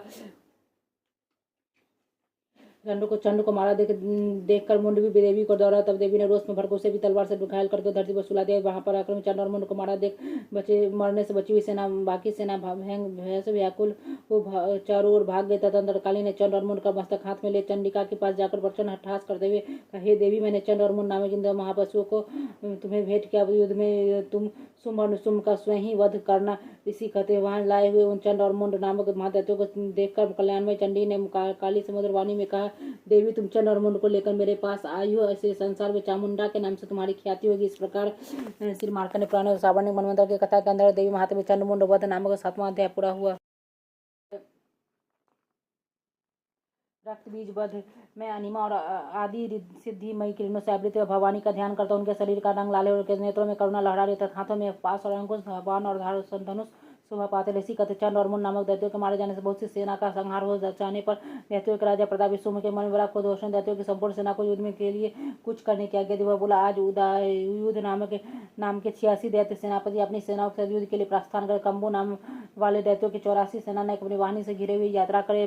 50 कोटि वे कुल गए और 100 ध्रौम्र कुल गए। असुर सेनापति मेरी आज्ञा से सेना सहित कुछ करे। कालक दोहरीदेव मौर्य काल के असुर भी युद्ध के लिए तैयार हो मेरी आज्ञा से तुरंत प्रस्थान भयानक शासन करने वाले सुराज सुम इस प्रकार आज्ञा दे सहस्त्र बड़ी बड़ी सेनाओं के साथ युद्ध के लिए प्रस्तुत हुआ। उसकी अत्यंत भयंकर सेना आती देख चंडिका ने अपने धनुष की टंकार से पृथ्वी और आकाश के बीच का भाग गुंजा दिया। राजा ने तदनंतर देवी के सिंह ने बड़े बड़े जोर से धारना आरंभ किया। फिर अंबिका ने घंटी के सबसे ध्वनि को और भी बढ़ा दिया। धनुष की टंकार सिंह हार और घंटे की ध्वनि संपूर्ण दिशाएं गूंज उठी। वह उस भयंकर सबसे काली ने अपने विकराल मुखों को और भी बढ़ा लिया और इस प्रकार से वे विजयी हुई। तो उस दुदुल नाद को सुनकर दैत्यों की सेनाओं ने चारों ओर से आकर चंडिका देवी सिंह तथा काली देवी को विरोध घेर लिया। राजा ने इसी बीच में सूर्य का विनाश देवता के अभी देख ले। ब्रह्मा शिव कार्तिकेय विष्णु आदि देवियों की शक्ति जो अत्यंत पराक्रम बल से संपन्न था उनके शरीर से निकल गुनी के रूप में चंडिका देवी के पास आगे जिस देवता का जैसा वैसी वेशभूषा और जैसा वाहन वह ठीक वैसे ही साधनों से संपन्न हो शक्ति असुरों से युद्ध करने के लिए आगे। सबसे पहले हंसुल विमान पर बैठी हुई अक्षय सूत्र और कमंडलों से सुशोभित ब्रह्मा जी की शक्ति उपस्थित जिसे ब्राह्मणी कहते। महादेव जी की शक्ति दिखप पर आरूढ़ हो हाथों में त्रिशूल धारण किए हुए महानाग के कंकन पर बैठे मस्तक में चंद्र रेखा से विभूषित तो वहां पहुंची। कार्तिकेय की शक्ति सौभाग्य जगदम्बिका उन्हीं का रूप धारण करने की श्रेष्ठ मयूर पर आरूढ़ हो हाथ में शक्ति लिए दैत्यों से युद्ध करने के लिए आई। इसी प्रकार भगवान विष्णु की शक्ति गरुड़ पर विराजमान हो शंख चक्र गदा सांग धनुष और खड़ग हाथ में लिए वहां अनुपम बारह का रूप धारण करने वाले श्री हरि की जो शक्ति वह भी बारह शरीर धारण करके वहां सिंह शक्ति नृसिंह के समान शरीर धारण करके वहां उसके गर्दन के बालों के छटके से आकाश के तारे बिखरे पड़ते थे। इसी प्रकार इंद्र की शक्ति वज्र हाथ में लिए हुए गजराज ऐरावत पर बैठ कर आई। उसके भी सहस्त्र ने थे इनका जैसा रूप वैसा ही उसका भी था। तदनंतर देव शक्तियों से घिरे हुए महादेव जी चंडिका से कहा, मेरी प्रसन्नता करो तुम शीघ्र ही उन असुरों का संहार करो। तब देवी के शरीर से अत्यंत भयानक और परम उग्र चंडिका शक्ति प्रकट हो जो सैकड़ों गिदड़ियों की भांति आवाज करने लगे। उस अपराजिता देवी ने धूमिल जटा वाले महादेव से कहा, भगवान आप सुम निशुम के पास दूध बनकर जाइए और उन अत्यंत गर्विले दानव सुम एवं निशुम दोनों से कहिए साथ ही उनके अतिरिक्त जो भी दानव युद्ध के लिए वहां उपस्थित हो उनको भी संदेश देते हो तो यदि तुम जीवित रहना चाहते हो तो पाताल को लौट जाए। इंद्र को त्रिलोकी का राज मिल जाए और देवता यह भाग का उपभोग कर सके। यदि बल के गमन में आकर तुम युद्ध की अभिलाषा कर रखते हो तो आओ मेरी सेवाएं तुम्हारे कच्चे मांस से तृप्त हो। क्योंकि उस देवी ने भगवान शिव के दूत के कार्य में नियुक्त किया था इसलिए वह शिव दूती के नाम से संसार विख्यात हुए थे। वहां दैत्य भी भगवान शिव के मुंह से देवी के वचन सुनकर क्रोध में भर गए। वहाँ जहाँ कात्यायनी विराजमान थे उसी ओर बढ़े। तदंतर वे दैत्य अमर से भरकर पहले ही देवी के ऊपर भानु शक्ति और दृष्टि आदि अस्त्रों की वृष्टि करने लगे। तब देवी ने भी खेल खेल में धनुष के टंकार की और उससे छोड़े हुए बड़े बड़े वानरों और दैत्यों के चला हुए बांध शूल शक्ति और फरसों को काट डाला। फिर टकाली उनके आगे होकर शत्रुओं के शूल के प्रहार से विदीर्ण करने लगे। खड़वांग से उनका खर्चों में निकालते और रणभूमि में चढ़ने ब्राह्मणी भी जिससे ओर दौड़ती उसी ओर कमंडलों का जल छिड़कर शत्रु को ओज और पराक्रम को नष्ट कर देती। माहेश्वरी ने शत्रु शूल से वैष्णवी इन्हें चक्र से अत्यंत क्रोध में भरी। कुमार कार्तिकेय की शक्ति ने शक्ति से दैत्यों का संहार आरंभ किया। की शक्ति वज्र प्रहार से सैकड़ों दैत्य दानव रक्त की धारा बहाते हुए पृथ्वी पर सो गए। वाराही शक्ति ने कितनों को अपने थूथुओं से मार से नष्ट किया था। दाढ़ों के अग्रभाग से कितनों की छाती में छेद डाली और कितने रहते उसके चक्र की चोट से विदीर्ण हो गए। गिरपड़े नारसिंह भी दूसरे मार देते अपने नाखों से विदीर्ण करके खाती और सिंह से दिशाओं में आकाश को गूंज जाती हुई क्षेत्र में विचरने कितने असुर शिवदूती के प्रचंड अट्टहास से अत्यंत भयभीत हो पृथ्वी पर गिरने पड़े। शिवदूती ने उसे अपना ग्रास पर इस प्रकार क्रोध में भरे मातृगणों को नाना प्रकार के उपायों से बड़े बड़े असुरों का मर्दन करते देख दैत्य सैनिक नाम भाग खड़े हुए मातृगुण से पीड़ित हुए दैत्यों को युद्ध से भागते हुए देख रक्तबीज नामक महादेव क्रोध में भरकर युद्ध करने के लिए आए। उसके शरीर से जब रक्त की बूंद गिरती पृथ्वी पर तब उसी के समान शक्तिशाली एक दूसरा महादेव पृथ्वी पर पैदा हो जाता है। महासुर रक्तबीज हाथों में गदा लेकर इंद्र शक्ति के साथ युद्ध करने लगता है। इंद्र ने अपने वज्र से रक्तबीज को मारा। वज्र से घायल होने पर उसके शरीर से बहुत सारा रक्त चूने लगा। उससे शक्ति के समान उसी के समान रूप तथा पराक्रम वाले योद्धा उत्पन्न होने लगे। उसके शरीर से रक्त की जितनी बूंदें गिरी उतने ही पुरुष उत्पन्न हुए। तब वे सब रक्त बीज के समान ही वीरवान बलवान पराक्रमी। तो वे राक्षस से उत्पन्न होने वाले पुरुष भी अत्यंत भयंकर अस्त्र शस्त्रों का प्रहार करते हुए वहां मातृगणों के साथ घोर युद्ध करने लगे। पुनः वज्र के प्रहार से जब उसका मस्तक घायल हुआ तब रक्त बहने लगा। उससे हजारों पुरुष उत्पन्न हुए। वैष्णवी युद्ध में रक्त बीज के प्रहार करते हुए इंद्री ने उससे सेनापति को गदा से चोट पहुंचाई। वैष्णवी के चक्र से घायल होने पर उसके शरीर से रक्त से जो शरीर के उसी के बराबर आकार वाले शस्त्र महादैत्य प्रकट हुए। उसके द्वारा संपूर्ण जगत व्याप्त हो गया। कमांडी ने शक्ति से बढ़ाई। इस वक्त से माहेश्वरी ने त्रिशूल से महादैत्य रक्तबीज को घायल कर क्रोध में भरे उस महादैत्य रक्तबीज देवी गदा से सभी मात्र शब्दों को पृथक पृथक प्रहार कर सकते और 16 आदि से अनेक बार घायल होने पर जो उसके शरीर से रक्त की धारा पृथ्वी पर उसे भी निश्चय सैकड़ों असुर उत्पन्न हुए। इस प्रकार उस महादैत्य के शक्ति प्रकट हुए। असुर द्वारा संपूर्ण जगत व्याप्त हो से उन जो देवताओं पर अभय हुआ। देवताओं को उदास देकर चंडिका काली से तब कहा, चामुंडा तुम अपना मुख और भी फैलाओ तथा मेरे सहस्त्र से गिरने वाले रक्त बिंदु और उनसे उत्पन्न होने वाले महादैत्यों को तुम अपने इस उतावले मुख से खा जाए। इस प्रकार राक्षस उत्पन्न होने वाले महादैत्यों का भक्षण करती हुए तुम रण में विचरती रहो। ऐसा करने से उदाहरण का सारा रक्त क्षीण हो जाने पर वह स्वयं भी नष्ट हो जाएगा। उसमें उन भयंकर दैत्यों को जब तुम खा जाओगे तब दूसरे नए दैत्य उत्पन्न नहीं हो सकेंगे। काली से योगा चंडिका देवी रसूल से रक्त बीज को मारा और काली ने अपने मुख से उसका रक्त ले लिया। तब उसने वहां चंडिका पर गदा प्रहार कर, किंतु उस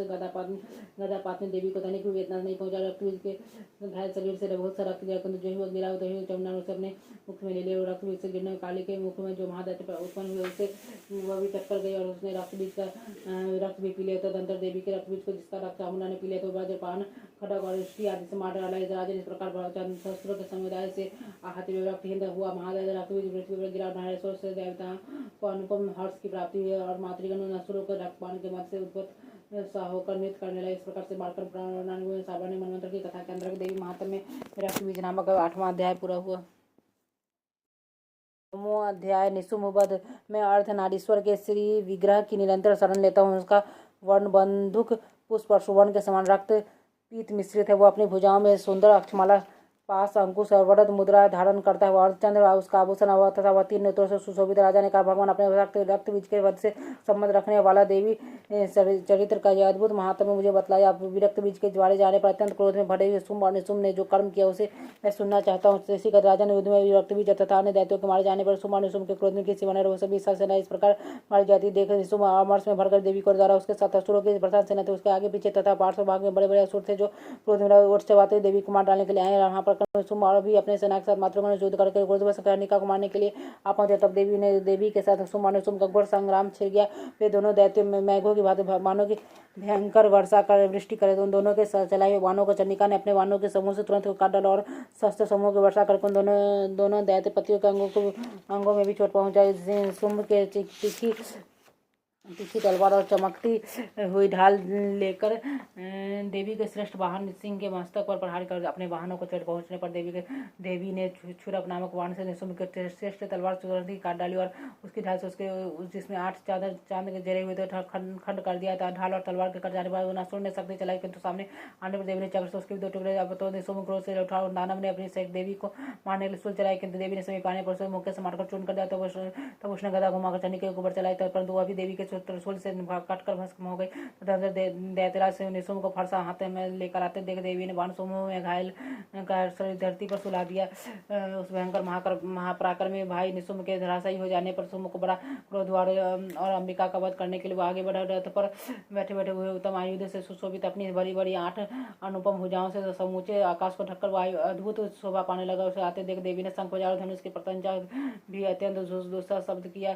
साथ ही अपने घंटे के शब्द से जो समस्त दैत्य सैनिकों का तेज नष्ट करने वाले संपूर्ण दिशाओं को व्याप्त कर देता। धनंतर सिंह ने अपनी तहार से जिससे बड़े बड़े गजराजों का महान मद दूर हो जाता था आकाश पृथ्वी और 10 दिशाओं को गुंजा दिया। फिर काली ने आकाश में उछलकर अपने दोनों हाथों से पृथ्वी पर आघात किया। उसने ऐसा भयंकर शब्द हुआ जिससे पहले के सभी शब्द शांत हो गए। तो पश्चात से 2-3 दैत्यों के मंगलजनक अट्टहास के इन शब्दों को सुनकर समस्त असुर थर्रा उठे, किंतु शुंभ को बड़ा क्रोध है। समस्त देवी ने जब शुंभ को लक्ष्य लक्ष्य करके कहा, ओ दुरात्मा खड़ा रह, खड़ा रह। तभी आकाश में खड़े हुए देवता बोले, उठ जय हो, जय हो। सुम्ब ने वहां जाकर ज्वालाओं से युक्त अत्यंत भयानक शक्ति चलाई। अग्नि में पर्वत के समान आती हुई इस शक्ति को देवी ने बड़े भारी लुके से दूर काटा। समस्त सुम्ब के सिंहनाद से तीनों लोग गूंज उठे। साजन उसकी पत होने से वज्रपात समान भयानक शब्दों से सब शब्दों को जीत लिया। सुम्ब के चलाए हुए वानों के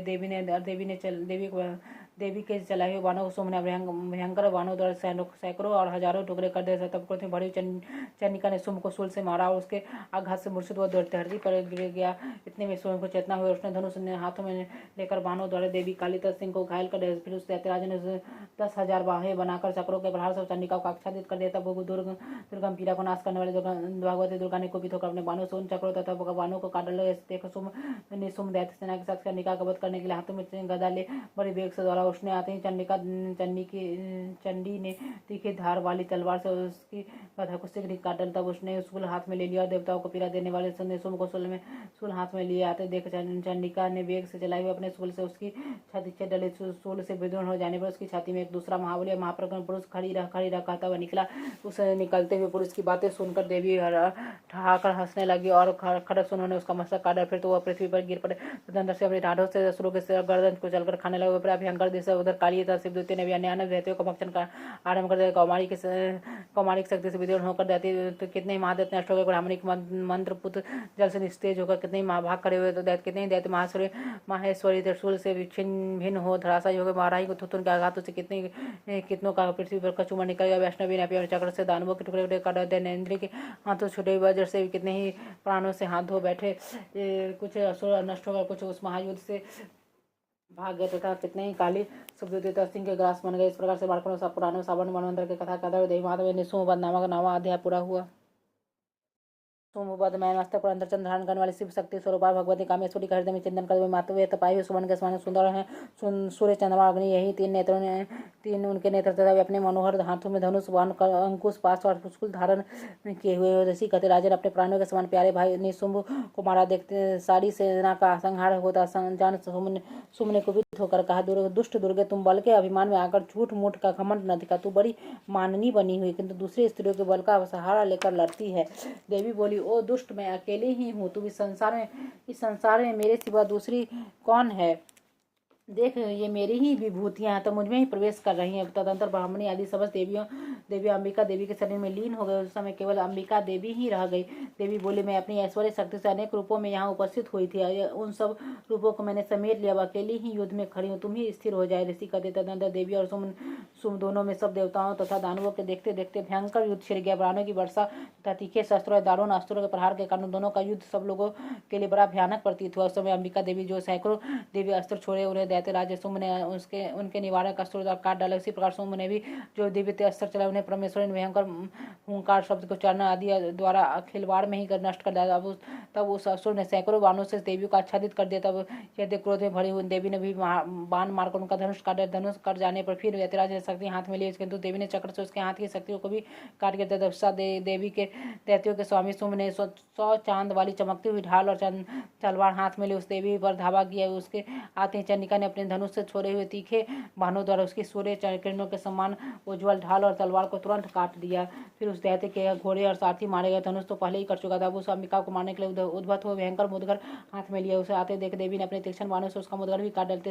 इस पर वह असुर मुक्का तान कर बड़े वेग से देवी को झपटा। तो उस दैत्यराज ने देवी की छाती में मुक्का मारता उनके देवी ने उसकी छाती में एक चांटा जड़ दिया। देवी के थप्पड़ खाकर दैत्यराज शुंभ पृथ्वी पर गिर पड़ा, किंतु पुनः सहसा पूर्ववत उठ खड़ा हुआ। फिर वह चोचला और देवी के ऊपर ले जाकर आकाश में खड़ा हो गया। तब चंडिका आकाश में भी बिना किसी आधार के शुंभ के साथ युद्ध करने। उस समय दैत्य और चंडिका का आकाश में एक दूसरे से लड़ने लगा। उनका यह युद्ध पहले सिद्ध और मुनियों को विस्मय में डालने वाला हुआ। फिर अंबिका ने शुंभ के साथ बहुत देर तक युद्ध करने के पश्चात उससे उठाकर घुमाया, पृथ्वी पर पटक दिया। पटके जाने पर पृथ्वी पर आने का दुष्ट आत्मा दैत्य पुनः चंडिका का वध करने के लिए उनकी और बड़े बेग से दौड़ा। तब समस्त दैत्यों के साथ शुंभ को अपनी ओर आते देख देवी ने त्रिशूल से उसकी छाती भेद कर उसे पृथ्वी पर गिरा दिया। देवी के शूल की धार से घायल होकर होने पर सबके उसके प्राण पखेर उड़ गए और समुद्र द्वीपों और पर्वतों से समुचित पृथ्वी को कपाता भूमि पर गिर पड़ा।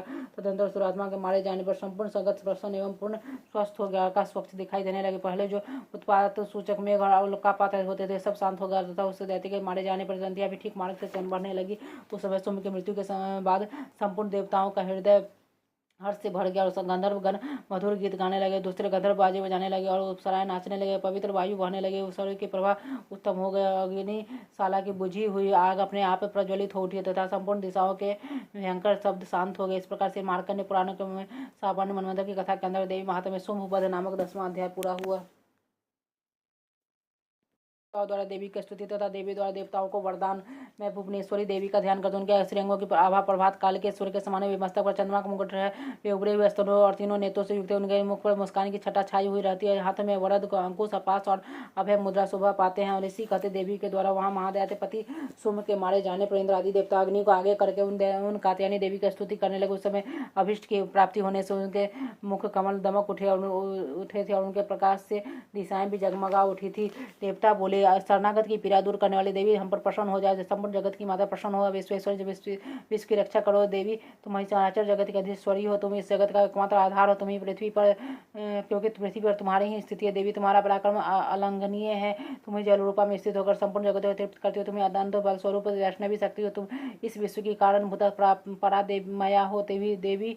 तुमने समस्त जगत को मोहित कर रखा। तुम्हें प्रसन्न होने पर इस पृथ्वी पर मोक्ष की प्राप्ति कराती हो देवी। तो संपूर्ण विद्या तुम्हारे ही भिन्न भिन्न स्वरूप है। तुम जगत में जितनी स्त्री वे सब तुम्हारी ही मूर्ति है। जगदम एकमात्र तुमने ही इस विश्व को व्याप्त कर रखा है। तुम्हारी स्तुति क्या हो सकती है। तुम तो स्तवन करने योग्य पदार्थों से परे एवं परावाणी हो। जब तुम सर्वस्वरूपा देवी स्वर्ग तथा मोक्ष प्रदान करने वाली तब इसी रूप में तुम्हारी स्तुति हो गई। तुम्हारी स्तुति के लिए इससे अच्छी उक्ति और क्या हो सकती है। बुद्धि रूप में सब लोगों के हृदय में विराजमान रहने वाले तथा स्वर्ग एवं मोक्ष प्रदान करने वाले नारायण देवी तुम्हें नमस्कार। कला काष्ठा आदि के क्रमशः परिणाम की ओर ले जाने वाली तथा विश्व का उपसंहार करने में समर्थ नारायण तुम्हें नमस्कार। नारायण तुम सब प्रकार का मंगल प्रदान करने वाले मंगलमय योद्ध कल्याणदानी शिवा हो। तो सब पुरुषार्थ की सिद्ध करने वाले शरणागत वत्सला सिनो नेत्रों एवं गौरी हो। तुम्हें नमस्कार। तुम सृष्टि पालन और संहार की शक्ति रूपा सनातनी देवी गुणों का आधार तथा सर्व गुणमयी हो। नारायण तुम्हें नमस्कार है। शरण में आए हुए दीनों एवं पीड़ितों की रक्षा में संलग्न रहने वाले सबकी पीड़ा दूर करने वाले नारायण देवी तुम्हें नमस्कार। नारायण तुम ब्राह्मणी का रूप धारण करके हंसों से जुते हुए विमान पर बैठे हो।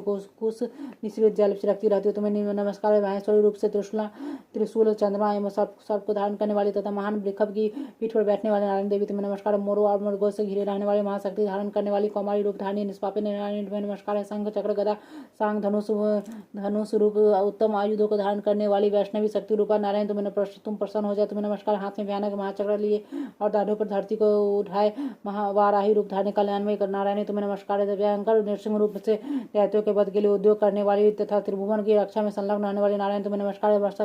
मस्तक पर किरीट और हाथ में महावर्ज धारण करने वाले सहस्त्र नेत्रों के कारण उद्युक्त दिखाई देने वाले वृतासुर के प्राणों का अपहरण करने वाली इंद्र शक्ति रूपा नारायण देवी तुम्हें नमस्कार। शिवदूती रूप से दैत्यों की भांति सेना का संहार करने वाले भयंकर रूप धारण करने वाली विकटा गर्जना करने वाले नारायण तुम्हें नमस्कार है। दादू के कारण विकराल मुख वाले नवोन वाले से सुशोभित मुंड मर्दनी चामुंडा रूपा नारायणी तुम्हें नमस्कार। लक्ष्मी लज्जा महाविद्या श्रद्धा पुष्टि स्वधा ध्रुवा महारात्रि महाविद्या रूपी नारायणी तुम्हें नमस्कार। मेधा सरस्वती वरा विभूति भ्राबरी तामसी नियता तथा ईसा स्वरूप ने नारायणी तुम्हें नमस्कार है।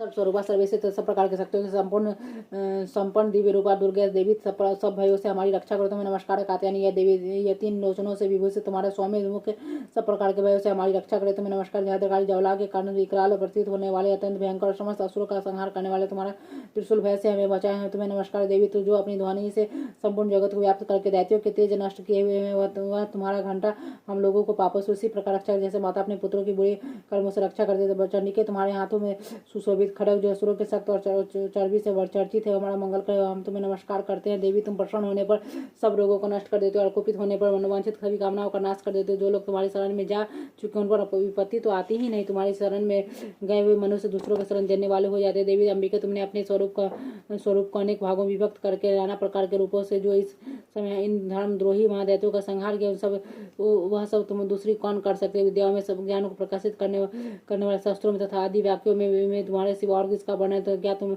क्या तथा तुमको छोड़कर दूसरी ऐसी कौन ऐसी शक्ति जो इस विश्व को अज्ञान में घोर अंधकार से परिपूर्ण ममता रूपी गड्ढे में निरंतर भटका रही है। जहाँ भयंकर विष वाले सर्प, जहाँ शत्रु, जहाँ लुटेरों की सेना और जहाँ दावानल हो, वहाँ तथा समुद्र के बीच में भी साथ रहकर तुम विश्व की रक्षा कर दे। विश्वेश्वर, तुम विश्व का पालन कर दे। विश्वरूपा हो, विश्व में संपूर्ण विश्व का धारण कर दे। तुम भगवान विश्वनाथ की भी वंदनीय हो। जो लोग भक्ति पूर्वक तुम्हारे सामने मस्तक झुकाते हुए संपूर्ण विश्व को आश्रय देने वाले होते। देवी प्रसन्न हो, जैसे इस समय असुरों का वध करके तुमने शीघ्र ही हमारी रक्षा की, उसी प्रकार सदा हमें शत्रुओं के भय से बचाओ। संपूर्ण जगत का पाप नष्ट कर दो और उत्पात एवं पापों के फलस्वरूप प्राप्त होने वाली महामारी आदि बड़े बड़े उपद्रव को शीघ्र दूर कर दो। विश्व को पीड़ा दूर करने वाली देवी, हम तुम्हारे चरणों पर पड़े हुए, हम पर प्रसन्न हो। त्रिलोक निवासियों को पूजनीय परमेश्वरी सब लोगों को वरदान दो।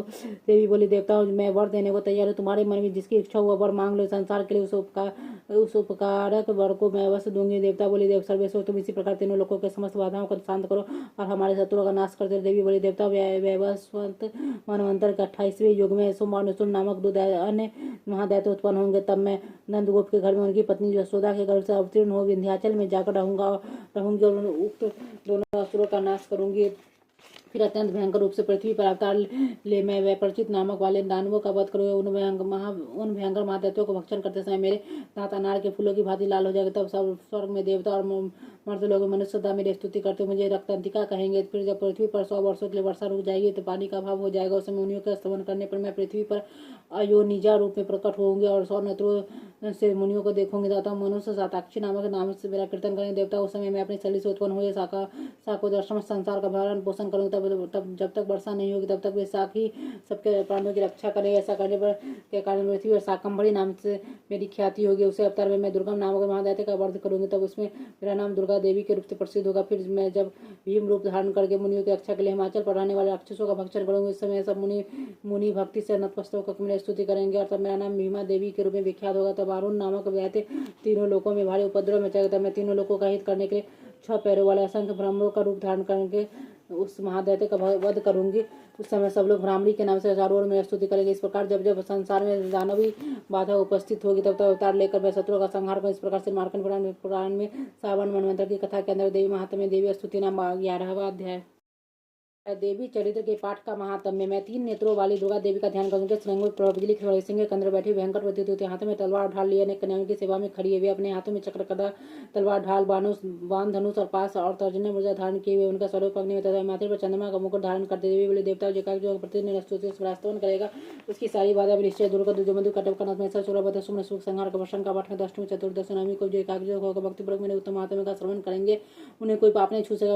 उन पर पाप जन आपत्तियां नहीं है। उनके घर में कभी दर्ता नहीं, उनको कभी परिजनों को बिच्छू का कष्ट भी नहीं भोगना पड़ता है। उन्हें शत्रु से लुटेरों से राजा शस्त्र से अग्नि से तो जल की राशि से भी कभी भय नहीं होगा। इसलिए सबको काउचित होकर भक्तिपूर्वक में इस महात्म्य को सदा पढ़ना और सुनना चाहिए। परम कल्याण कारक है मेरा महात्म्य। हमारे जन समस्त पत्रों तथा आध्यात्मिक आदि तीनों प्रकार के उत्पादों को शांत करने वाले जो मेरे जिस मंदिर में प्रतिदिन विधि पूर्वक इस महात्म्य का पाठ किया जाता है उस स्थान को मैं कभी नहीं छोड़ती। वहाँ सदा ही मेरा सानिध्यान बना रहता है। बलिदान पूजा होम तथा महोत्सव के अवसर मेरे शरीर का पूरा पाठ और श्रवण करना चाहिए। ऐसा करने पर उस विधि को जानकर या बिना जन मेरे जो बलि पूजा होम आदि रहेगा उसे मैं बड़ी प्रसन्नता के साथ ग्रहण करूँ। सत्काल में जो वार्षिक महापूजा के अवसर पर जो मेरे इस महात्म्य भक्ति पूर्वक सुनेगा वो मनुष्य मेरे पश्चात सब से मुक्त तथा धंधा नहीं पुदर्शन संपन्न होगा। इसमें कोई तनिक भी संदेह नहीं। मेरे इस महात्म्य में मेरे प्रादुर्भाव को सुंदर कथा तजुद में कि मेरे पराक्रम सुनने से मनुष्य निर्भय हो जाता है। जो मेरे महात्म्य का श्रवण करने वाले पुरुषों शत्रु नष्ट हो जाते हैं उन्हें कल्याण की प्राप्ति होती है। संपूर्ण उनका कुल आनंदित रहता है। सबद शांति क्रम सूरज स्वप्न दिखाई देने वाला दिन भयंकर क्रिया उपस्थित और महात्मा श्रवण करना जैसे सब तथा भयंकर क्रिया शांत हो जाता है। मनुष्य द्वारा देखा दूसरे शुभ स्वप्न परिवर्तित हो जाता है। जो बालकों शाखा बालकों के लिए महात्मा शांति कर देता है। मनुष्य संग्रह फुटने वाले प्रकाश में तदा करने वाले महात्मा समुद्र आचार्य कुल का नाश करने वाले इसके माठमंत्र राक्षस भूतों पिशाचों का नाश हो जाता है। मैं ऐसे यह समाधि में साम्य की प्राप्ति कराने वाले मेरा पशु पुष्प दीप कंधादि उत्तम सामग्री पूजन करने पर ब्राह्मणों भोजन करने से होम करने जाते दिन अभिषेक करने नाना प्रकार का अनुभोग को अर्पण करने दान देने आदि से 1 वर्ष तक जो मेरी आराधना की जाती है मुझे जिससे प्रसन्नता होती है। प्रसन्नता मेरे उत्तम चरित्र का 1 बार श्रवण करने मात्र से हो जाते या माधव श्रवण करने पापों का प्रदान कर मेरे प्रादुर्भाव कर तथा मेरा युद्ध विषय चरित्र दुष्ट का संहार करने वाले जिसके श्रवण करने मनुष्य शत्रु का भय नहीं रहता। तुम देवता तुमने ईश्वर ने जो मेरी स्तुति करते जो ब्राह्मण जी ने जो मेरी स्तुति की है तो वे सभी कल्याण में बुद्धि प्रदान करते वन में सुने मार्ग में से गिर जाने निर्जल स्थान में लुटेरों के दाव में पड़ जाने पर शत्रु से पकड़े जाने पर जंगल सिंह व्याघ्र या जंगली हाथी को पीछा करने पर कुपित राजा के आदेश से बधिया बंधन स्थान में ले जाए जाने पर तथा महासागर में नाव पर बैठने पर, भारी तूफान से नाव का डगमग होने पर, अत्यंत भयंकर युद्ध में शस्त्रों का प्रहार होने पर अथवा वेदना से पीड़ित होने पर, सब होना सभी भयानक बाधाओं को उपस्थित होने जो मैं इस चरित्र का स्मरण करता हूँ, उस मन संकट से मुक्त हो जाता था। मेरा प्रभाव से सिंह आदि हिंसक जंतु नष्ट हो जाते हैं। तलु टेढ़े हुए शत्रु वीर चरित्र का स्मरण करने वाले पुरुष से दूर भागते। ऋषि का देवियों का प्रचंड पराक्रम भगवती चंडी का सब देवता को देखते थे तभी ध्यान हो गए। समय देवता भी शत्रु को मारे जाने से भली भांति उपभोग करते हुए अपने अपने अधिकार का पालन करने वाले, संसार का विध्वंस करने वाले महाभयंकर प्रयाकर देव शत्रु सुम तथा महाबली निशुम की देवी द्वारा मारे जाने से शेष देव पाताल लोक में चले गए। जनिक प्रकार भगवती अंबिका देवी ने होते प्रकट हो गए, पुनः प्रकट होकर जगत रक्षा कर यही इसमें सुख मोहित कर गई। जगत जन्म देवी प्रार्थना करने में संतोष दिखाने में एवं समृद्धि प्रदान करते राजेश महाप्रलक्ष्मी महामारी स्वरूप धारण करने वाली महाकाली समस्त ब्रह्मांड में व्याप्त हुई समय महामारी होती हुई ईश्वर जन्म होते हुए सृष्टि को प्रकट हुए समय वे सनातन समर देवी समय अनुसार समूह भूत रक्षा कर मनुष्य का विधि समय ही घर में लक्ष्मी के रूप में स्थित उन्नति प्रदान को देवता अपने विनाश के कारण पुष्प दुबार घर आदि पूजन करके स्तुति करने पर विधान पुत्र धार्मिक बुद्धि तो उत्तम गति प्रदान करती। इस प्रकार से निर्माण करने पुराण में सामान्य मनवंतर की कथा के अंदर देवी महात्मा फलश्रुति नाम 12वां अध्याय पूरा हुआ। को देवी का वरदान में उदय काल के सूर्यमंडल की सी कांति धारण करने वाली, इनके 4 भुजाएं 3 नेत्रों तथा जो अपने हाथों में पास अंकुश वर तथा अभय की मुद्रा धारण किए हुए हैं उन शिवा देवी को मैं ध्यान करता हूँ। ऋषि कहते राजन, इस प्रकार मैंने तुमसे देवी को उत्तम महात्म्य का वर्णन किया जो इस जगत को धारण करते हुए उन देवी का ऐसा ही प्रभाव वही विद्या उत्पन्न करते भगवान विष्णु की माया स्वरूप उन भगवती के द्वारा तुम ये वैश्य तथा अन्य विवेकी जन मोहित हुए तथा आगे भी मोहित होंगे। महाराज तुम उन्हीं परमेश्वरी के शरण में जाओ। आराधना करने पर वे ही मनुष्य को भोग स्वर्ग तथा मोक्ष प्रदान करती है।